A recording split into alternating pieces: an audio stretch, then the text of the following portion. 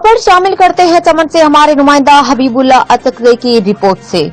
आज ऑल अंजुमन ताजरान व civil society इत्तेहाद की जानिब से शहर में जारी बदअमनी के खिलाफ एक एहतजाजी मुजाहिरा हुआ।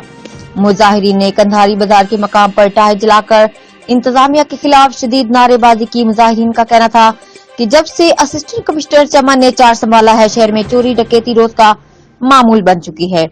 शहर चोरों और डाकुओं के रहमो करम पर है। ताजिर बिरादरी और अवाम अपने आप को गैर महफूज समझते हैं।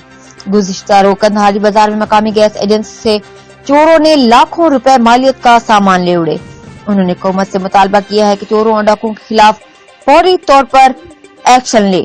आखिर में नायब सिसालदा हनीफिया अचकज़ई ने मुजाहिरीन से कामयाब मुज़ाकरात करके एहतजाज को खत्म करवा दिया। रिपोर्ट हबीबुल्ला अचकज़ई, नुमाइंदा जियो एक्सप्रेस न्यूज, किला अब्दुल्ला, चमन।